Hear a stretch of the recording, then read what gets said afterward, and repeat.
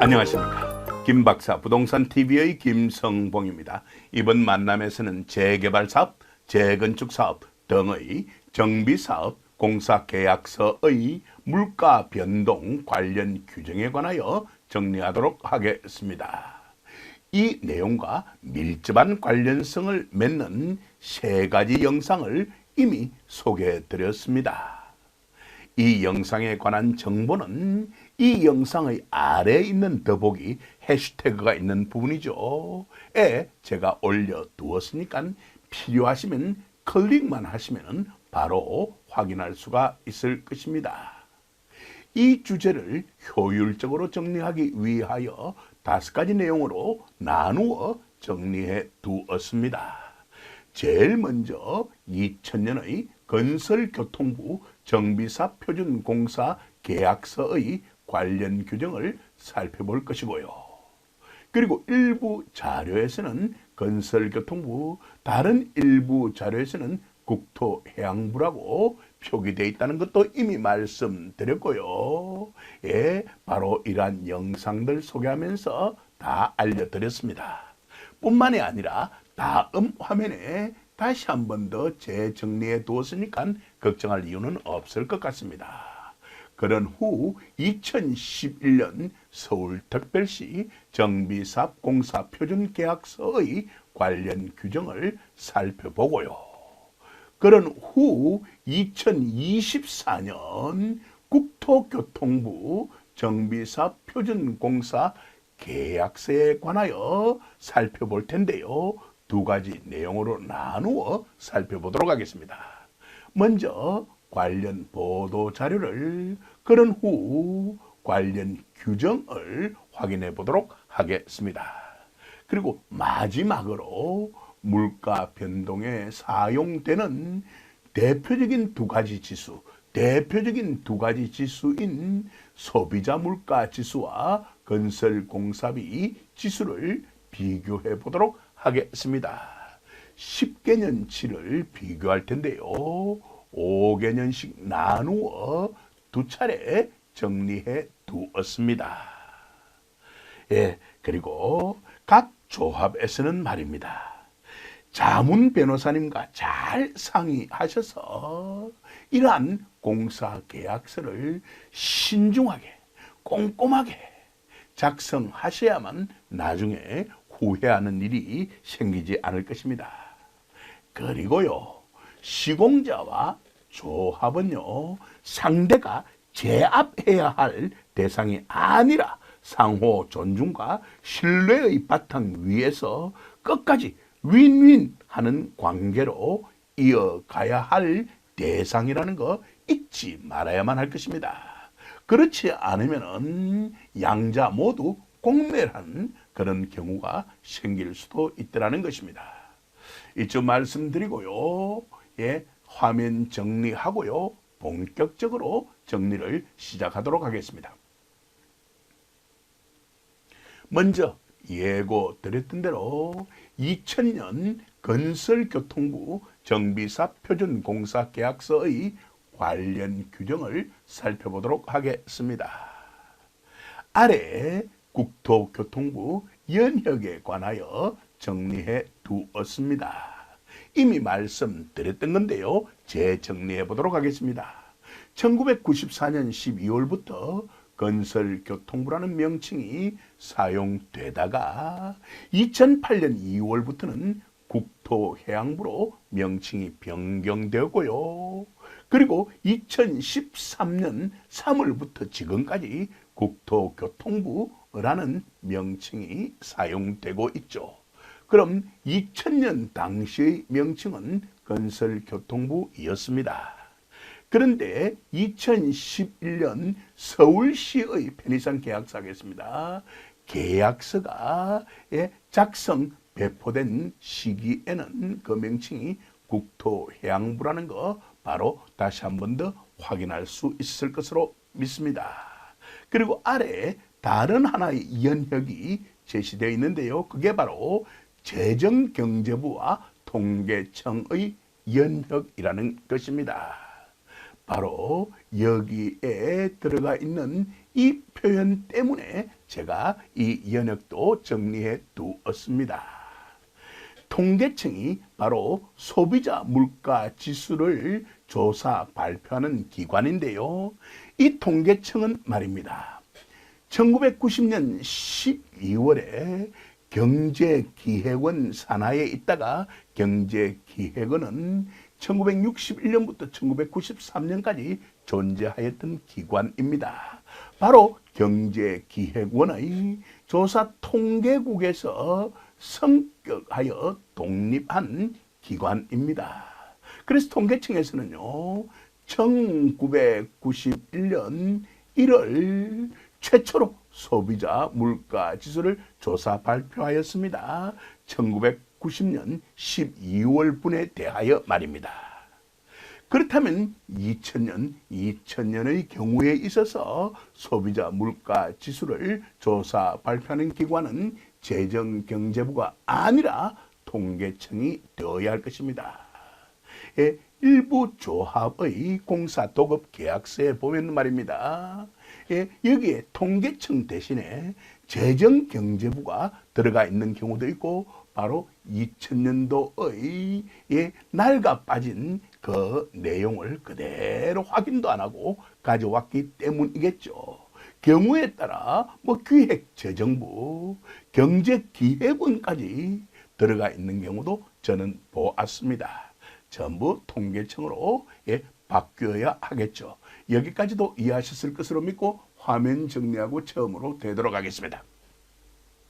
첫 번째 내용, 2000년 건설교통부의 정비사업 표준공사계약서의 관련 규정을 살펴보도록 하겠습니다. 이건 많은 문제점이 노출됨으로 말미암아서 버려야만 할 그런 규정들입니다. 그럼에도 불구하고 전국 곳곳에 있는 정비사업 조합의 공사도급계약서에 그 흔적이 남아있더라는 겁니다. 여러분들이 조합의 공사도급계약서에도 그 흔적이 남아있을 수 있습니다. 한번 확인해 보시기 바랍니다. 과감하게 버리시는 것이 좋습니다. 조합의 이익을 위하여요. 또한 분쟁의 소지를 줄이기 위하여서 말입니다. 이어가겠습니다. 바로 이 계약서의 제8조가 물가 변동으로 인한 계약 금액의 변경입니다. 여기까지도 핵심적인 내용은 파가 있을 것으로 믿습니다. 핵심적인 내용 위주로 간략하게 정리를 이어가도록 하겠습니다. 두 개의 항으로 구성되어 있었습니다. 제1항, 계약 체결일로부터 착공 신고일까지 산출 내역서에 포함되어 있는 이 부분들은 다 버려도 큰 상관없습니다. 우리가 원하는 핵심 내용이 아닙니다. 핵심 내용은 계약 금액을 조정한다라는 것입니다. 그렇다면 착공 신고일을 넘어선 실착공일 이후에는 계약 금액을 조정하지 않는다라는 것이 함의되어 있다고 할 수가 있을 것입니다. 이러한 사실은요, 2024년도 국토교통부 편의상 이 정도만 적어둘게요. 국토교통부의 표준공사계약서 제24조 제1항에 그대로 나타나 있습니다. 나중에 다시 한 번 더 말씀드릴 테니까 걱정할 이유는 없을 것 같습니다. 여기까지도 핵심적인 내용 파악하셨죠? 그럼 되었습니다. 화면 정리하고 이어가 보도록 하겠습니다. 그리고 주가 달려 있습니다. 물가 변동의 기준으로는 말입니다. 재정경제부가 아니라 통계청으로 바뀌어야 한다고 이미 말씀드렸습니다. 이처럼 정부 기관에서 내놓는 문서도 어차피 사람이 하는 일이기 때문에 오류가 나타날 수가 있는 것입니다. 그래서 타인의 오류에 대해서는 우리가 관대하게 받아들이고, 하지만 우리 자신은 어떤 정보를 전달할 때 오류를 범하지 않기 위하여 교차 확인을 끊임없이 하여야 할 것입니다. 이어가도록 하겠습니다. 통계청에서 조사 발표하는 소비자 물가 지수 나머지 부분들은 핵심 내용이 아니기 때문에 버려도 큰 상관없습니다. 이것을 적용할 수 있을 것임이라고 경고하고 있습니다. 여기까지도 이해하셨을 것으로 믿습니다. 바로 2000년 계약서에도 소비자 물가 지수를 적용할 수 있다라고 권고하고 있습니다. 자, 그럼에도 불구하고요, 현장에서 실제로 사용되는 공사 도급 계약서의 즉 신뢰를 살펴보면요, 바로 소비자 물가 지수 대신에 건설 공사비 지수가 들어가 있는 경우가 허다합니다. 왜냐하면요, 일반적으로 소비자 물가 지수는 건설 공사비 지수보다 더 낮습니다. 그럼 시공자의 입장에서는요, 자기 이익을 증가하기 위하여 당연히 이런 지수 대신에 건설 공사비 지수를 사용하고 싶었을 겁니다. 이렇게 꽂혀서 조합에 들이밉니다. 여기까지도 핵심적인 내용은 파악가 있을 것으로 믿습니다. 뿐만이 아닙니다. 여기 제8조의 일관되게 진행되는 용어는 계약금액입니다. 제가 두드러지게 보이도록 녹색으로 표시하였습니다. 2항에도 계약금액입니다. 그런데 느닷없이 공사 단가라는 것을 끌어들여서 자신들의 이익을 확보하려고 합니다. 공사 단가를 끌어들여서 자신들의 이익을 확보하려고 합니다. 그래서 여러분들 조합의 공사 도급 계약서에 공사 단가라는 것이 나와 있으면은 이것 대신에 계약금액을 사용하시기를 권해드립니다. 물론 여러분 조합의 자문 변호사님과 상의하셔서 최종 문구를 결정하시면 좋을 것 같습니다. 여기까지도 이해하셨을 것으로 저는 믿습니다. 이러한 사실에 대해서는요, 직전의 영상에서도 제가 힘주어 말씀드리기도 하였습니다. 화면 정리하고 이어가도록 하겠습니다. 2000년도 것은 과거의 것입니다. 흘러간 물입니다. 흘러간 물은 더 이상 물레방아를 돌릴 수 없습니다. 그래서 우리가 알아둘 필요가 있는 핵심적인 내용만 파악하고 나머지는 버리는 것이 좋을 것 같습니다. 제2항. 이것은 거의 모든 조합에 다 들어있는 것 같아요. 아직까지도 이 과거의 유산을 버리지 못하고 있는 것 같습니다. 확인만 해보도록 하겠습니다. 을이 시공자입니다.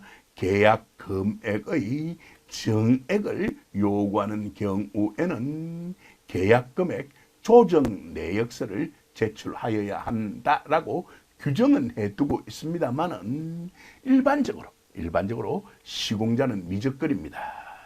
그럴 때 조합에서 활용할 수 있는 무기 또한 있습니다. 그게 바로 공사비 검증을 거치는 것입니다. 공사비 검증기관을 통하여 공사비 검증을 거치게 되면은 이런 것들을 내어놓을 수밖에 없는 것입니다. 여기까지도 이해하셨을 것으로 저는 믿습니다. 이쯤 해두고요, 우리가 마지막에 살펴보기로 약속하였던 소비자 물가 지수와 건설 공사비 지수의 비교 사항 중 일부만 확인을 먼저 해보도록 하겠습니다. 화면 정리하고요, 다음 화면으로 넘어가겠습니다. 예고 드렸던 대로 마지막에 확인하기로 약속하였던 소비자 물가 지수와 건설 공사비 지수를 비교해 보도록 하겠습니다. 자, 그 변동률만 간단하게 확인하고 나머지 내용들은 마지막에 가서 자세하게 설명드리도록 하겠습니다. 먼저 전자의 경우에 있어서요, 소비자 물가지수 1번입니다. 의 변동률은 6.88, 그리고 건설 공사비 지수의 변동률은요, 27.72%, 엄청난 차이를 보이고 있죠. 무려 20.84%의 차이를 보이더라는 것입니다. 어때요? 여기까지도 핵심적인 내용은 파악하였을 것으로 저는 믿습니다. 그리고 후자의 경우에 있어서도요, 이러한 변동률의 차이를 보이는데 5.39%의 차이를 보이더라는 겁니다. 그 차이가 크든 작든 간에 일반적으로 소비자 물가 지수가 건설 공사비 지수보다 더 낮다라는 것은 바로 파악할 수 있을 것으로 믿습니다. 이런 이유 때문에 시공자에서는요, 소비자 물가 지수 대신에 건설 공사비 지수 적용을 선호할 수밖에 없다라는 거 확인을 하였을 것으로 믿습니다. 나머지 내용들은 마지막 단계에서 자세하게 설명드리도록 하겠습니다. 그럼 화면 정리하고요, 다음 화면으로 넘어가서 두 번째 내용 다루어 보도록 하겠습니다. 예고 드렸던 대로 두 번째 내용, 2011년의 서울특별시 정비사업 공사표준계약서의 관련 규정을 살펴보도록 하겠습니다. 이 내용 또한 흘러간 물이기 때문에 핵심 내용 위주로 간략하게 확인만 하도록 하겠습니다. 화면 정리하고 처음부터 살펴보도록 하겠습니다. 제19조 물가 변동으로 인한 계약 금액의 조정입니다. 공사 단가가 아닙니다. 계약 금액입니다. 한 번만 더 강조해 드릴게요. 계약 금액입니다. 라는 거 잊어서는 아니 될 것입니다. 자, 확인해 보도록 하겠습니다. 총 5개의 항으로 구성되어 있는데 편의상 제4항과 제5항은 생략하도록 하겠습니다. 제1항부터 핵심 내용 위주로 확인해 보도록 하겠습니다. 물가 변동으로 인한 계약 금액의 조정은 당연히 있을 수 있다는 것입니다. 자, 이쯤에 두고 나머지는 버리겠습니다. 제2항입니다.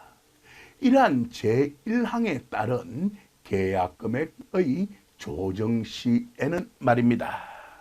중간에 들어있는 거 다 무시해도 좋습니다. 이 경우로부터 시작되는 후단이라고 부르죠. 후단 내용만 확인해 보도록 하겠습니다. 후단 내용 가운데 있어서 실적 공사비 지수라는 것은 쉽게 말하면 건설 공사비 지수에 해당하는 것입니다.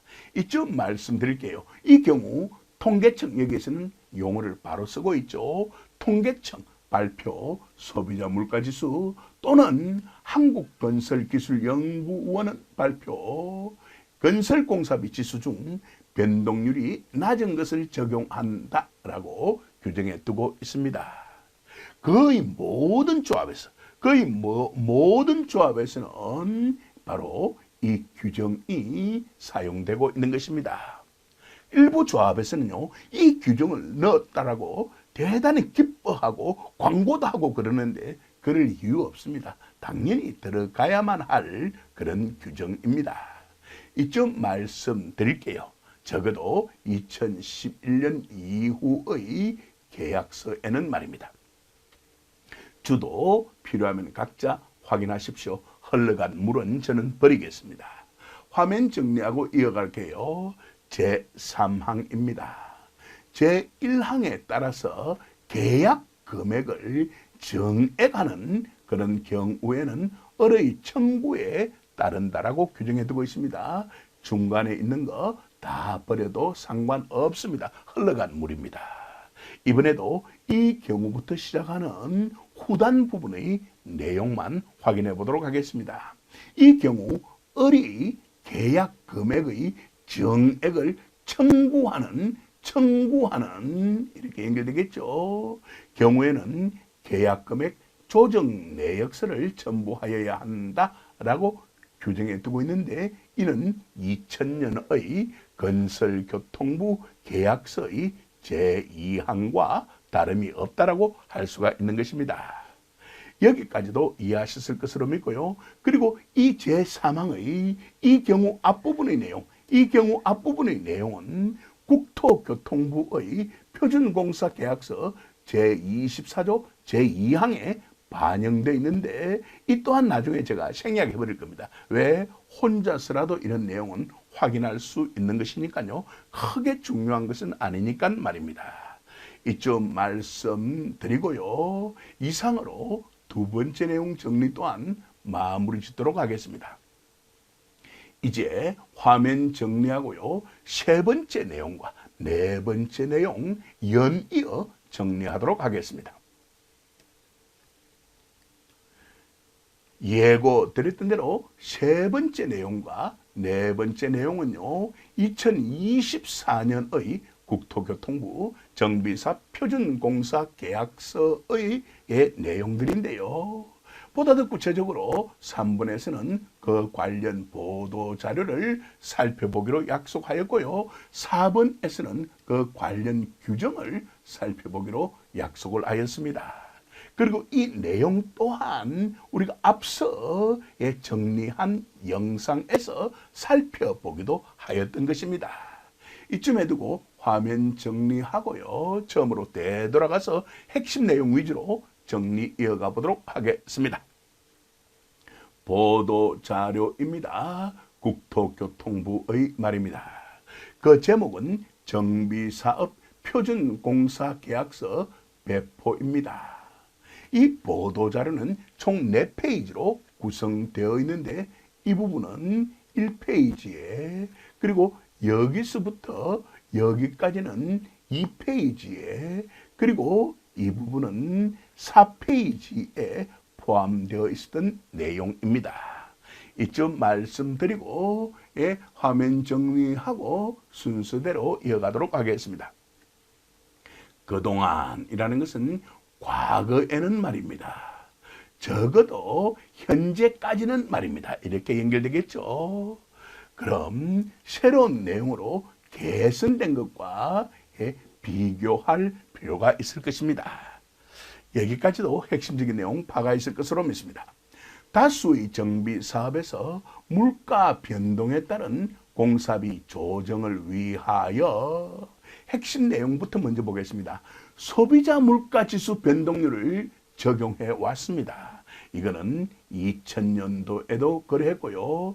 그리고 심지어 2011년도에도 낮은 것을 적용하다 보면 자연스럽게 소비자 물가지수 변동률을 적용하게 되었을 것입니다. 어때요? 핵심적인 내용 바로 파악할 수 있겠죠. 그리고 그 적용 대상은 당초 공사비입니다. 당초 공사비라는 것은 바뀜이 없습니다. 이거는 어떤 시기든지 상관없이 당초 공사비라는 것은 바뀜이 없습니다. 여기까지도 제가 앞선 영상들에서 힘주어 말씀드리기도 하였습니다. 이쯤 말씀드리고요. 화면 정리하고 이어가 보도록 하겠습니다. 그래서 그 구체적인 기존 사례를 아래에 제시해 두고 있습니다. 공사비 산정 기준일부터 실착공일까지입니다. 소비자 물가 지수 변동률에 따라서 공사비를 조정한다. 단 하고 이어져 있죠. 단 하고 이어져 있습니다. 여기까지도 핵심적인 내용 파가 있을 것으로 믿습니다. 실착공 이후에는 물가 상승에 의한 공사비 정액을 배제한다라고 제24조 제1항에 규정해 두고 있습니다만 다음 화면에서 제가 자세하게 설명드릴 겁니다. 하지만 그 사망에서는 이에 대해서 보완해 두기도 합니다. 그것까지도 제가 정리해 드릴 테니까 여러분들이 걱정할 이유는 없을 것 같습니다. 그런데 문제는 소비자 물가 지수를 적용하는 데서 생기더라는 겁니다. 그 이유를 이렇게 밝히고 있습니다. 소비자 물가 지수는 말이죠. 충분히 이해가 됩니다. 음식이나 의류 등 국민이 많이 소비하는 품목의 물가를 나타내는 지수로서 건설 공사 물가를 충분히 반영하지 못하는 점도 있었다는 것입니다. 어때요? 여기까지도 공감이 되고 있죠. 공감이 되고 있습니다. 어려운 점은 없었을 것으로 저는 믿습니다. 자, 그럼 어떻게 개선을 해야 될 것인지 그 방안을 제시하고 있습니다. 이에 국가계약법에 따른 지수 조정률 방식 등을 활용하면 좋겠더라고 권고하는데 접근하기가 까다롭기 때문에 현장에서는 거의 사용하지 않는 것입니다. 현장에서는 거의 사용하지 않는 것입니다. 라고 말씀드리고 싶네요. 그렇다면 현장에서는 어떤 것을 권하는지 이미 제가 말씀드리기도 하였는데요. 이 내용 또한 다음 화면 이후에서 확인할 수가 있을 것입니다. 예, 건기연입니다. 바로 건설공사비 지수를 조사 발표하는 기관이죠. 매월 발표하는 건설공사물가지수라고 적어두었습니다만 일반적인 용어는 건설공사비 지수라는 것이죠. 어때요? 딱딱 말이 맞아떨어지고 있죠. 그럼 위에 제시되어 있는 것은 당연히 바로 국가계약법에 따른 지수 조정률이라는 것이 적혀 있을 것입니다. 이런 것은 현실적으로 접근하기 어렵기 때문에 버리고 현장에서는 건설공사비 지수가 주로 사용된다라고 할 수가 있을 것입니다. 여기까지도 이해하셨을 것으로 믿습니다. 이렇게 말씀드리면 그럼 조합에 불리한 것 아닙니까? 그렇지 않습니다. 조합에 불리한 것 아닙니까? 그렇지 않습니다. 이러한 보완책들이 있기 때문입니다. 이러한 보완책들이 있기 때문입니다. 자, 그럼 색깔만 바꾸고 화면은 그대로 두고 정리를 이어가 보도록 하겠습니다. 자, 다시 되돌아가겠습니다. 총공사비를 말입니다. 비목군이라는 것은 어떤 비용을 나타내는 항목별 무리입니다. 예를 들면 노무비, 경비, 재료비 등을 비목군이라고 부릅니다. 이런 것을 나누고요. 비목군별로 별도의 물가 지수를 적용하여 공사비의 물가 상승을 반영하는 방식을 취하면 좋겠더라는 겁니다. 여기까지도 이해하셨을 것으로 믿습니다. 예, 조합의 유리한 면도 이렇게 제시해 주고 있습니다. 당사자 간 합의 시에는 위에 있는 국가계약법에 따른 이런 방식 대신에 예외적으로 됐습니까? 건설공사비 지수 변동률을 활용할 수도 있다라고 권고하고 있습니다. 어때요? 확인되었죠? 바로 이 부분하고 연결되겠죠? 앞서 제가 용어에 대해서 말씀드렸죠? 예, 여기까지도 이해하셨을 것으로 믿습니다.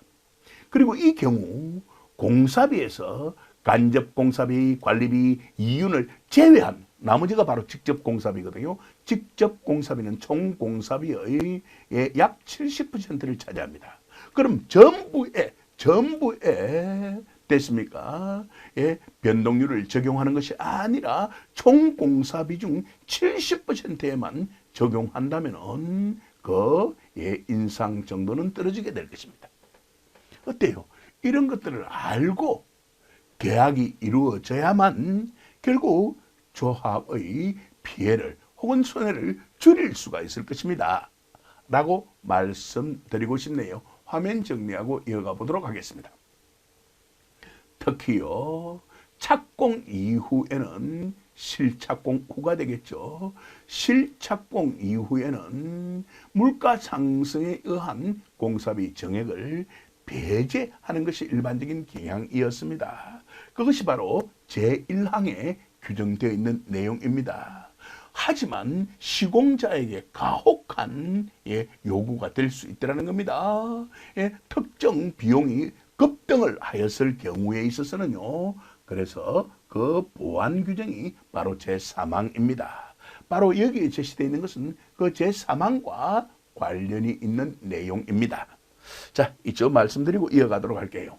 특히 착공 이후에는 물가 변동을 반영할 수 없도록 하는 경우가 많았으나 착공 이후에도 당연히 특정 자재 가격이 급등하는 경우 물가를 일부 반영할 수 있도록 하여서 이게 바로 제3항입니다. 공사비 급등에 따른 현실적 부담이 고려되도록 하였다라고 규정해 두고 있습니다. 현실을 대단히 많이 반영한 규정이라고 할 수가 있는 것입니다. 자, 이어가 보도록 하겠습니다. 총 공사비의 일정 비율, 모든 자재가 아니라 총 공사비의 일정 비율 이상을 차지하는 자재에 대해서 인정을 해 주어라는 것입니다. 이러한 총 공사비의 일정 비율은 계약 당사자가 계약서에 포함시켜서 작성하라는 것입니다. 어때요? 여기까지도 핵심적인 내용 파악했을 것으로 믿습니다. 화면 정리하고요. 이어가도록 하겠습니다. 자, 이상에서 제시했던 바를 다시 한 번 더 참고사항으로 정리해 두고 있습니다. 보도자료에 말입니다. 정비사 표준공사계약서 주요 사항 가운데 있어서 공사비 조정에 따른 물가 변동이죠. 물가 변동에 따른 공사비 조정이 있을 경우 현행에서는요, 소비자 물가 지수 변화를 적용시켰는데요. 이렇게 연결되겠죠. 그리고 착공 이후에는 물가 반영을 배제하도록 규정해 두고 있었습니다. 예를 들어 보면요, 공사비 산정 기준일부터 실착공일까지 소비자 물가지수 변동률에 따라 공사비를 조정한다. 단 실착공 이후에는 물가 상승에 의한 공사비 정액을 배제한다. 즉 공사비 인상은 없는 것으로 한다라고 여태까지 규정되어 왔다는 것입니다. 하지만 많은 문제점으로 말미암아 이렇게 개선하도록 권고하고 있습니다. 그 개선 사항이 반영된 것이 바로 제24조 제1항과 제24조 제3항이라는 거 이미 말씀드렸고, 그 핵심적인 내용에 대해서는 제가 다 말씀드렸으니까 추가적인 설명은 할 필요가 없을 것 같습니다. 물론 다음 화면에서도 다시 한 번 더 확인할 수가 있기도 합니다. 이쯤 말씀드리도록 하죠. 이제 화면 정리하고요, 네 번째 내용 정리로 이어가도록 하겠습니다.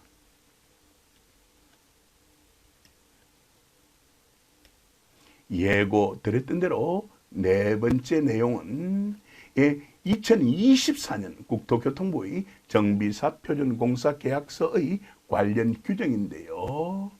다른 건 일단 다 무시하더라도 제1항과 제3항은 정리해둘 필요가 있다는 거 여러분들 공감하실 것으로 믿습니다.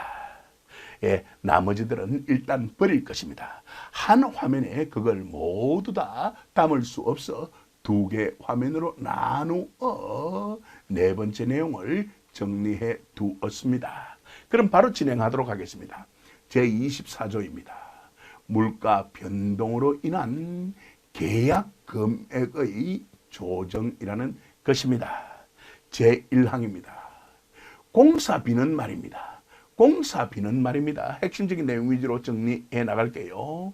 0000년 00월 001 이걸 공사비 산정 기준일이라고 하겠다는 겁니다. 그럼 이 조항의 제1항에 제시되어 있는 연월일은 공사비 산정 기준일이라고 할 수가 있는 것입니다. 줄여서 그냥 기준이라고도 합니다. 자, 을 기준으로 한 금액이며 여기까지도 이해하셨을 것으로 믿습니다. 그리고 이러한 공사비 산정 기준일로부터 실착공일까지 물가 변동이 있을 경우에 있어서는요, 앞서 말씀드렸던 국가계약법과 관련이 있는 것이죠. 이런 지수 조정률을 활용하여서 지연된 기간에 따라서 당연히 물가 변동률의 적용 대상은 당초 공사비라는 거 말할 나위가 없을 것입니다. 어때요? 여기까지도 이해하셨을 것으로 믿습니다. 지연된 기간에 상당하는 물가 상승률을 산정을 하고 이를 통해 계약 금액을 조정한다라고 규정해 두고 있습니다. 정말로 합리적인 문안입니다. 자, 화면 정리하고 이어갈게요.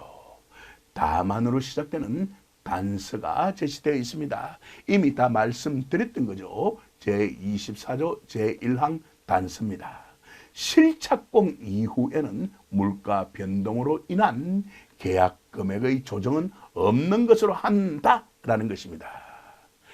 이에 대한 보완 규정이 제3항이라고 앞에서 말씀드렸고요. 그 제3항의 내용은 다음 화면에 정리해 두었습니다. 이어가도록 할게요. 그리고 주의할 점은 변동률을 계산할 때는요. 공사비 산정 기준일의 직전달부터 항상 중요한 건 직전달입니다. 기준이 포함되어 있는 그 달이 아니고 직전달부터 물가 변동이 적용되는 기준일의 직전달입니다. 직전달까지의 변동률을 한다라고 정리되어 있습니다. 그 이유는 기준일이 포함되어 있는 그 달을 포함했을 경우에서는 그 달 중에서 일부가 빠질 수도 있잖아요. 문제가 생길 수도 있잖아요. 그럼 직전달을 됐습니까? 중심으로 해서 계산한다면은 그러한 문제점이 생기지 않을 것입니다. 이러한 내용에 대해서도 이미 제가 정리해 드린 바가 있는데요. 이 내용은 바로 정비사업 공사비 검증 기준 제3조 제2항의 내용이죠. 이쪽 말씀드릴게요. 그 다음 주1이 제시되어 있습니다. 지수 조정률의 관계입니다. 국가계약법과 관련이 있는 이 내용 현장에서는 접근성이 어렵기 때문에 무시해도 좋습니다.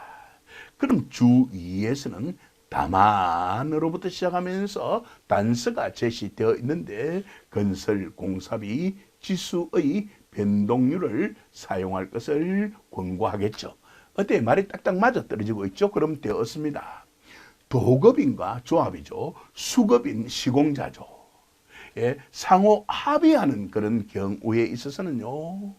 이러한 주 1의 지수 조정률이 아닌 버려도 좋습니다. 한국건설기술연구원에서 매월 발표하는 건설공사비 지수의 변동률을 반영하여서 계약 금액을 조정할 수도 있을 것임이라고 제안하고 있습니다. 이 경우 제24조 제1항 바로 이것이죠. 제24조 제1항은 이렇게 됐습니까? 인용부호부터 시작해서 인용부호까지로 제시있는 것으로 바꾸었으면 되겠죠. 이로 수정 활용할 수 있을 것이다 라고 권고하고 있습니다. 그럼 앞으로 조합에서는요, 이러한 내용 다 버리시고요. 제1항 내용 버리시고 바로 더블 코테이션 마크가 있는 이 사이에 있는 부분으로 그대로 바꾸어 적기만 하면 될 겁니다. 물론 자문 변호사님과 잘 상의하시고요. 그리고 조합과 시공자 간의 상호 합의를 보고 난 뒤에 말입니다. 여기까지도 이해하셨을 것으로 저는 믿습니다. 자, 이제 주 3 확인해 보도록 하겠습니다. 바로 직접 공사비에 대해서만 그 규정이 되겠죠. 처음으로 올라가서 확인해 보도록 하겠습니다. 건설공사비 지수는 말입니다. 건설공사에 투입된 직접 공사비의 가격 변동을 측정한 지표로서 해당 지수를 적용하여 계약 금액을 조정하는 경우 공사 계약 금액에서 총 공사 계약 금액이라고 좋습니다. 간접 공사비에는 간접 노무비도 있을 것이고 재경비도 있을 것입니다. 일반 관리비 및 이윤을 제외한 그 부분이 직접 공사비죠. 전체 공사비 중 약 70%를 차지하는 것 말입니다. 에 대해서만 건설 공사비 지수 변동률을 적용하여야 할 것임이라고 권고하고 있습니다. 어때요? 이상으로 제24조 제1항 핵심 내용 정리는 마무리된 것으로 하겠습니다. 화면 정리하고요. 다음 화면으로 넘어가겠습니다. 자, 이제 예고 드렸던 대로 네 번째 내용의 두 번째 화면에 있는 제24조 제3항에 초점을 맞추어 정리를 이어가도록 하겠습니다. 제24조는 7개의 항으로 구성되어 있는데 그중 제1항은 앞 화면에서 마무리 지었고요. 그렇다면 나머지 항인 제2항과 제4항부터 제7항까지는 편의상 생략하겠다는 의사를 이미 전달한 셈이 될 것입니다. 그리고 제3항은 제1항 단서에 대한 보완 규정이라고 이미 말씀드렸습니다. 그리고 제3항에 대한 주가 이렇게 제시되어 있는데요. 주 또한 혼자서 충분히 확인할 수 있는 내용이기 때문에 구체적인 수치만 제시한 것입니다. 구체적인 수치만 공 대신에 5, 00 대신에 15 등의 수치만 제시한 것이기 때문에 크게 신경 쓸 필요는 없을 것 같습니다. 그렇다면 이 화면에서 우리가 초점을 맞추어 정리해야 할 부분은 여기서부터 여기까지라고 할 수가 있을 것입니다. 화면 정리하고 이어가도록 하겠습니다. 제3항입니다. 제1항의 단서 대괄호 속에 다시 한 번 더 옮겨 두었습니다. 앞서 보았던 내용입니다. 다만 실착공 이후에는 물가 변동으로 인한 계약 금액의 조정은 없는 것으로 한다라는 이 규정입니다. 이 규정만 있을 경우에는 시공자에게 불리한 규정이 될 것입니다. 이러한 규정에도 불구하고 말입니다. 이제 보완을 하기 시작합니다. 해당 공사비를 구성하는 재료비, 노무비, 경비 합계액의 1,000분의 0을 초과하는 특정 규격의 자재 가격이 실착공일로부터 100분의 00 이상 정감된 경우에는 도급인 조합을 나타내겠죠. 수급인 시공자를 나타내겠죠. 도급인과 수급인이 합의하여서 계약 금액을 조정할 수 있다라고 규정해 두고 있습니다. 그렇다면 만약에 합의가 이루어지지 않아 시공자가 엄청난 손해를 떠안을 경우 어떤 일이 생길 것입니까? 당연히 법원으로 문제를 가져가겠죠. 바로 법원의 판결이 이렇게 나타나 있더라는 것입니다. 자, 이 판결은 바로 건설산업기본법 제22조 제5항 제1호에 기초하여서 내려진 판단입니다. 이러한 법원의 판결도 있으니까 당연히 제1항의 단서에 대한 보완 규정으로서 제3항이 자리 잡는 것이 좋겠더라는 겁니다. 그래서 2023년에 이런 판결이 나왔고 2024년에 이러한 제3항이 추가되어 나타나게 된 것입니다. 여기까지도 이해하셨을 것으로 믿고요. 화면 정리하고 판결 핵심 내용 위주로 간단하게 정리해 보도록 하겠습니다. 부산고등법원 2023년 11월 29일 선고 2023나 50434 판결입니다. 대법원까지 올라갔습니다마는 심리 불속행으로 기각되었기 때문에 결국 최종 판결은 이것이 될 것입니다. 자, 여기까지도 핵심적인 내용은 파가 있을 것으로 믿습니다. 이러한 판단이 나오게 된 근거는요. 건설산업기본법 제22조 제5항 제1호 때문입니다. 제5항의 내용은 이렇게 보라 색깔로 표시해 두었고요. 제1호의 내용은 청색으로 표시해 두었습니다. 참고로 말씀드리자면 제22조 제5항은 말입니다. 5항 부분의 핵심 내용 확인해 보도록 하겠습니다. 건설공사 도급계약의 내용이 당사자 일방에게 현저하게 불공정한 경우 그 계약 내용을 무효로 하겠다는 겁니다. 계약서에 그런 걸 적어 놓았다 하더라도 인정 못하겠다는 겁니다. 예, 그것이 바로 제22조 제5항의 내용인데요. 6개의 호로 구성되어 있습니다. 그럼 6개의 호에 해당하는 경우에 있어서는 무효로 하고요. 해당하지 않는 경우에 있어서는 유효한 것으로 판단이 내려지게 되겠죠. 그중 제1호의 내용 확인해 보도록 하겠습니다. 계약 체결 이후 설계 변경이 있을 수도 있고 경제 상황의 변동이 있을 수도 있을 것입니다. 이에 따라서 발생하는 계약 금액의 변경을 상당한 이유 없이, 물론 상당한 이유가 있다면 인정을 해주겠지만 상당한 이유 없이 인정하지 아니하거나 그 부담을 상대방에게 조금 살을 붙이면서 이어갈게요. 그냥 떠넘기는 그런 경우 등에 있어서는 그 계약 내용을 무효로 하겠다는 겁니다. 여기까지도 핵심적인 내용 제대로 파악하였을 것으로 믿습니다. 따라서 조합에서는 말입니다. 이런 단서를 규정해 두고 기뻐하거나 춤출 일은 아닙니다. 자칫 잘못하다가 법원에 가면은 패소당할 우려가 있으니까 말입니다. 여기에 해당할 때는 말입니다. 건설산업기본법 제22조 제5항에 해당할 때는 말입니다. 이쪽 말씀드릴게요. 이쪽 말씀드리고 화면 정리하고요. 이제 5번째 내용, 마지막 내용 정리로 넘어가겠습니다. 자, 이제 예고 드렸던 대로 마지막 내용인 5번째 내용 정리해 보도록 하겠습니다. 2가지 지수의 비교입니다. 소비자 물가 지수와 1번이죠. 건설 공사비 지수를 비교 정리해 두었습니다. 10개년치를 비교 정리해 두었는데요. 5개년으로 나누어 정리를 해 두었습니다.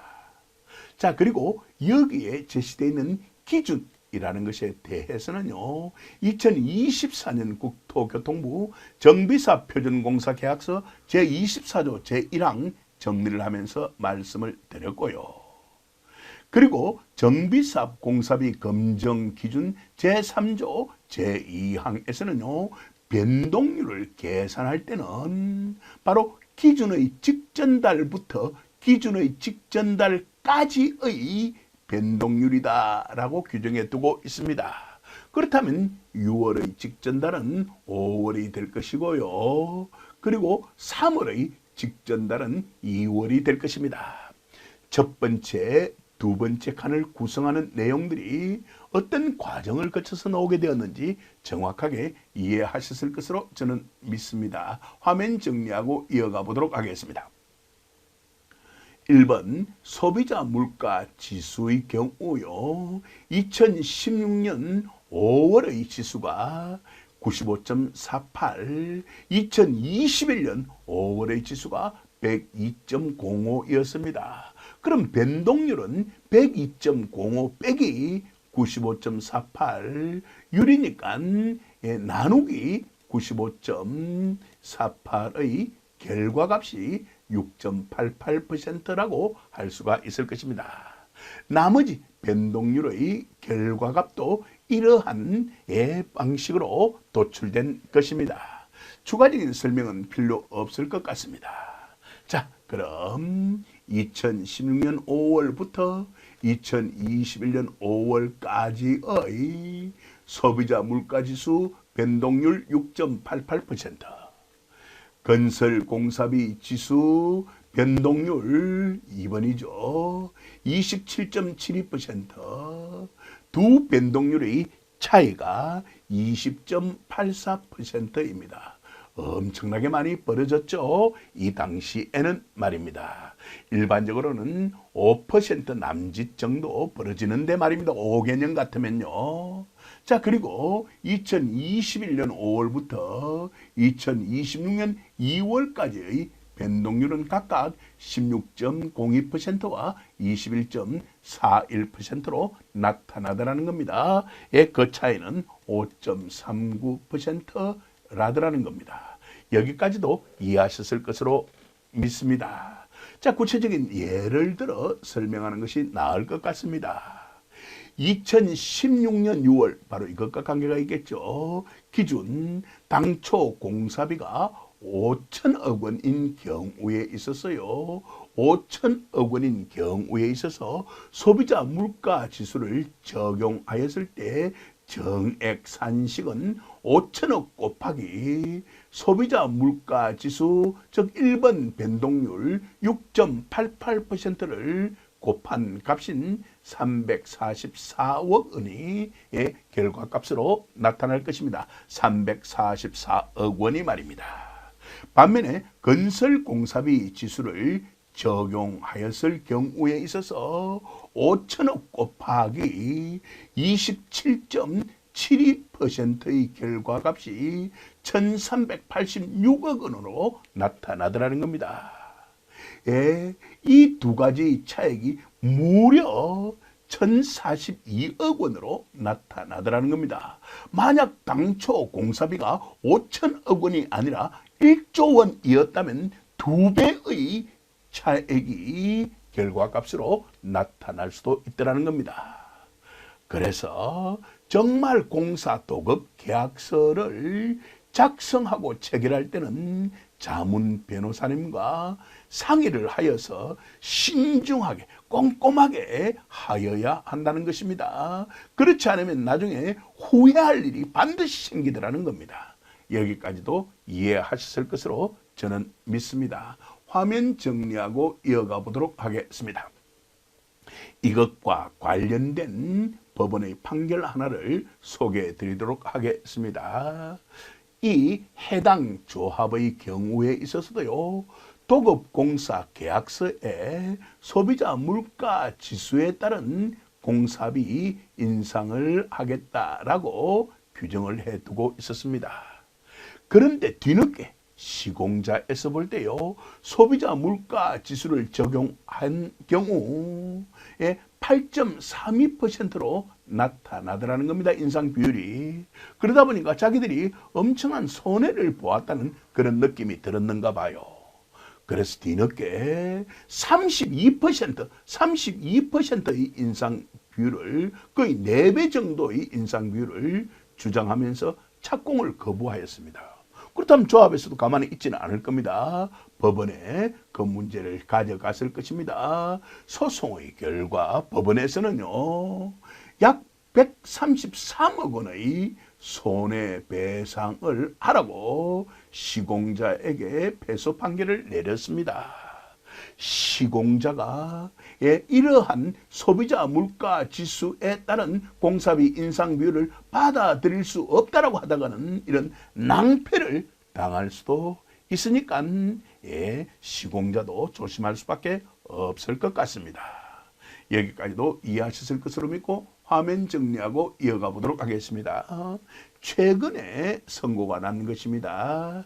아직 그 사건 번호라든지 정식 판결문은 제가 입수를 하지 못했고요. 서너 개 정도의 언론 매체의 보도를 교차 확인하여서 이렇게 정보를 제시하고 있다는 거 미리 밝혀드립니다. 서울중앙지방법은 2025년 10월 21일 선고한 것인데요. 소비자 물가 지수에 따른 공사비 인상 비율은 8.32%였는데요. 시공자가 무려 32% 인상 비율을 주장하면서 착공을 거부하였고, 조합에서는 법원으로 그 문제점을 가져갔고, 법원에서는 시공자에게 약 133억 원의 손해배상을 하라는 판결을 내렸던 것이었습니다. 여기까지도 이해하셨을 것으로 믿습니다. 이처럼 소비자 물가 지수 적용에 따른 자신들의 이익이 줄어드는 것을 두려워한 그런 시공자 쪽에서는 말입니다. 정액 요청을 할 경우에 있어서 하도급 공사비 등 현실 반영에 따른 물가 인상분, 당연히 소비자 물가 지수분은 이미 적용되었기 때문에 그 부분을 제외한 나머지 인상분에 해당되겠죠. 그리고 우발비 등의 항목들을 물가 변동에 따른 정액 요청에 포함시키기도 합니다. 이러한 것이 있을 수도 있으니까 대비하는 것이 좋을 것 같습니다. 시간 관계상 이 문제를 자세하게 풀어 헤쳐나갈 수는 없을 것 같네요. 다음에 기회가 된다면 이 주제도 제가 한번 다루어 보도록 하겠습니다. 이쯤 해서 이번 만남은 마무리 지어야 할 것 같습니다. 긴 시간 동안 경청해 주셔서 진심으로 감사드립니다.